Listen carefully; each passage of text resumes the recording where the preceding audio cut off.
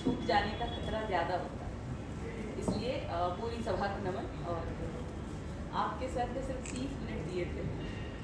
मैं अपने कॉलेज से आई थी, मैं गवर्नमेंट कॉलेज में प्रिंसिपल हूँ। आप समझिए राजधानी में 20 मिनट तो कहीं पहुँचने में लग जाते हैं और वर्किंग लोगों को 5 मिनट मेंटली प्रिपेयर होने में लग जाते हैं। मेंटली ड्रेस पहनना तो अलग, वो उसका तो समय 5 मिनट पर संजय सर का फिर भी आभार, इतनी सुंदर शाम में मुझे शामिल किया आप सभी लोगों के साथ। हालांकि मैंने कहा कि ये तो, और फिर जब देखा मैंने कि ये म्यूजिकल इवनिंग है, मैं तो उपन्यासकार तो शुरू में लग रहा था बादल ही सही पर्सन है कार्यक्रम के लिए, मैं तो गलत पर्सन पर अच्छा लगा बच्चों के साथ, क्योंकि आप लोगों को मेरा ख्याल है 2-4 साल ही अभी नौकरी में। वो सुन रही थी, महिमा को सुन रही थी, आशुतोष को सुन रही थी, तो आप ही के जैसे विद्यार्थी होते हैं मेरे ग्रेजुएशन के फर्स्ट ईयर से लेके PhD करने तक। और मेरा तो अभी आरंभ हुआ है आपका। अपनी नौकरी के दिन याद आ रहे थे, जब पहला मंथ था मेरी नौकरी का, तो मैं अपने साथ के लोगों से कह रही थी कि मन नहीं लग रहा, एडॉप्ट थी तब, मन नहीं लग रहा। सबने बोला पहली सैलरी मिलेगी फिर मन लगेगा। फिर भी नहीं लग रहा था। फिर सब लोगों ने बोला कि देखो, मैं भारत सरकार के संस्थान में थी, देखो अगर नौकरी में मन नहीं लगे तो एक कार लोन ले लो, और बिल्कुल ही मन ना लगे तो एक होम लोन ले लो।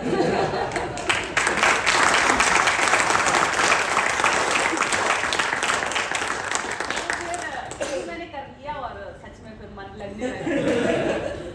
तो आप सबसे यही कहूँगी कि जीवन का आरंभ है, आरंभ में तो लगता है आरंभ है प्रचंड, सभी को लगता है। हम सब कितने योग होते हैं, हम सब योग बहुत आवाम है इस मुल्क में, बहुत लोग हैं, सांस्कृतिक रूप से बहुत संपन्न है हमारा राष्ट्र, लेकिन कितने लोग हैं जो आपकी तरह या मेरी तरह स्किल्ड हैं, जो जीवन में अपनी नौकरी में लगातार ट्रेनिंग कर रहे होते हैं, लगातार। आप देखिए कि कितने वर्किंग आवर्स होते हैं हमारे। मैं गवर्नमेंट कॉलेज खन्ना में प्रिंसिपल हूँ, वहाँ SBI ब्रांच की जो मैनेजर है कीर्ति, वो मेरी दोस्त है। आपके वर्किंग आवर्स की बता रही, एक बार मैं कॉलेज जाने में लेट हो गई, 11 साढ़े 11 बजे धीरे धीरे कार चला के जा रही थी। उन्होंने कहा आप कहाँ हैं? मैंने कहा ड्राइविंग कर रही हूँ। अच्छा लंच पे जा रही? मैंने कहा नहीं लंच पे नहीं जा रही, अभी तो काम पे जा रही हूँ। तो उन्होंने कहा कि वो सुबह 6-7 बजे निकलती हैं ब्रांच के लिए, और शाम को 6-7 बजे भी, मतलब कुछ पक्का नहीं होता कि अब वो अपनी बच्चियों के पास पहुंच जाएंगे। तो हम सब जो इतनी मतलब मुझे लगता है सिर्फ सेवा सेक्टर है, सेवा क्षेत्र है जो इस देश को आगे बढ़ाता है, सभी का योगदान है, दूसरों का भी सम्मान है। पहले मुझे लगता था शुरुआत में, क्योंकि मैं कह रही हूँ ना यहाँ सभी वो बच्चे बैठे हैं जो नौकरी के प्रचंड आरंभ में हैं, आसपास के रिलेटिव्स को सभी को ऐसा लगता है कि सरकारी नौकरी हो गई, गुड सैलरी हो गई, लेकिन जीवन जो जी रहा उसको धीरे धीरे समझ में आएगा, धीरे धीरे आपको समझ में आएगा।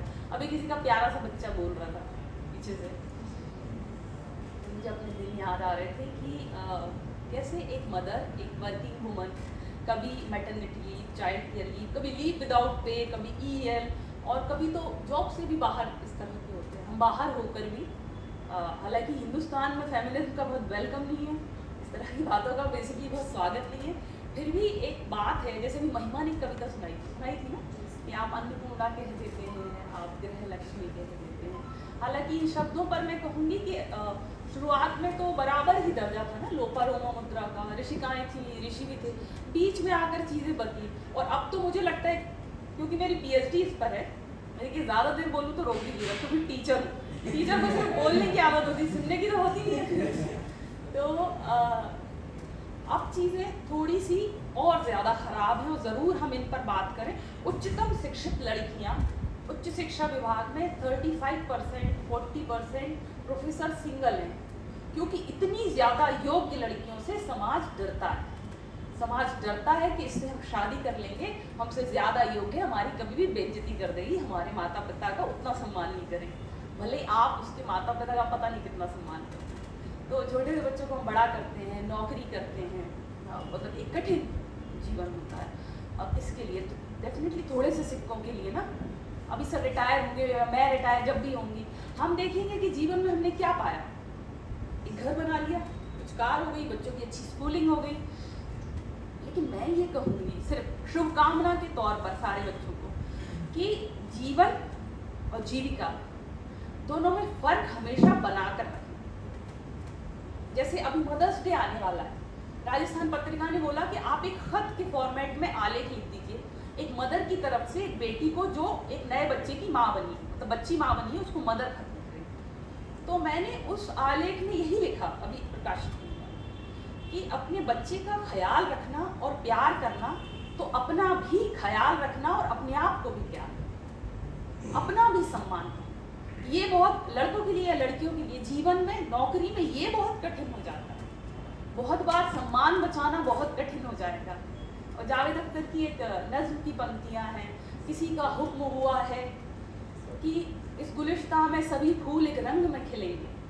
तो बहुत बार ऐसे ऑर्डर आ जाते हैं ऊपर से हमें भी और आपको भी कि आप अपने आमने सामने हो जाते हैं कि नौकरी की सहूलियत के लिए इनकी बात माने या फिर अपने मन की बात।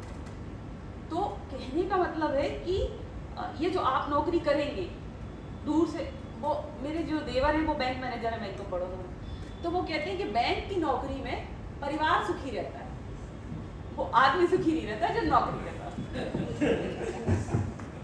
तो मैं सिर्फ ये शुभकामना दूंगी कि जीवन और जीविका में फर्क रखना, मतलब जीविका को जीवन मत बना लें। कई लोग रिटायर हो जाते हैं ना और सोचते हैं अब क्या करें, क्यों? क्योंकि तो उन्होंने अपनी दिल से, आत्मा से, तन से, मन से, सब कुछ से नौकरी ही की, और उसी सेवा भाव के कारण देश आगे बढ़ता है, राष्ट्र तरक्की करता है।